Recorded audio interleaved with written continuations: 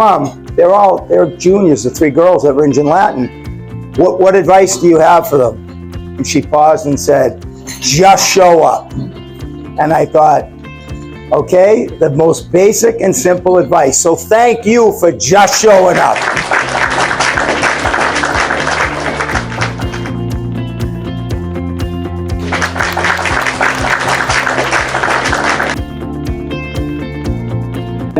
Since we left Dana Farber's program, we had been supporting this individually, and St. Jude's introduced an institution that allows us to create giving opportunities here that are tax exempt. And it took us about 6 months to consecrate that contract, and by the time it was done, we were getting really close to the holidays. So we had 2 weeks to put this event together.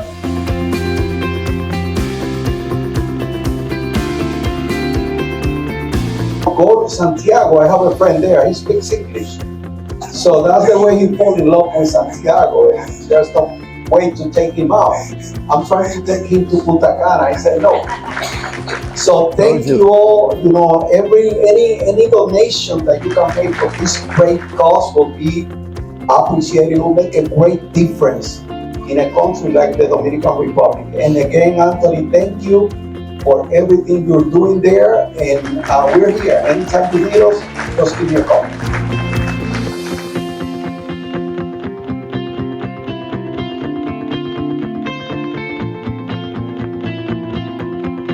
Hey, how awesome is it that Nancy Galluccio's in the house? No, these are for you. These are our corporate sponsors. We are the biggest sponsor of this clinic. So if you can imagine what $1,000 does, it's a cycle of chemotherapy for a child.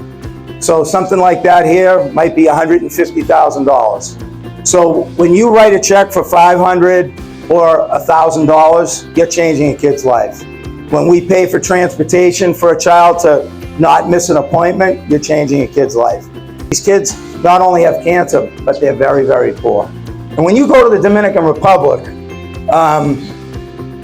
their number one commodity is humility, loving their children, and just fighting for your life every day. We met Ronnie Mejia. He was 15 years old. We had a connection through baseball, and I called a couple months later, and I asked how Ronnie was doing, and they said he had died. And that just didn't make sense to me, that a kid like that could die that age. That was 2008. Now we're here in 2023, and we haven't stopped. And I don't plan on stopping. It's hard to help a program in another country. It's frustrating, it's hard. But you have to just remember how much it means to those families. And when you're in a room, and they showed some of the hospital rooms, I would go to the Soul Angel and Ashley's room at 9 o'clock at night. Their mothers would be bedside. They would never leave. The nuns would still be there.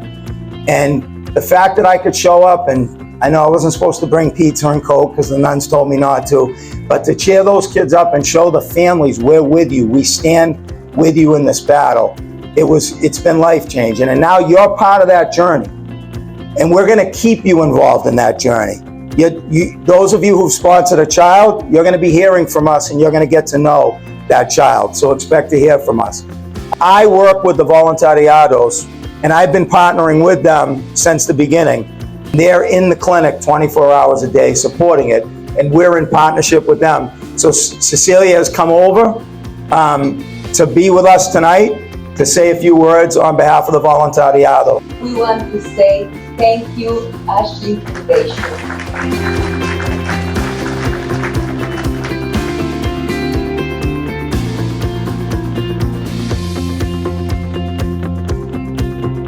He's going to get a little message to the kids in the clinic from the kids in Cambridge, right?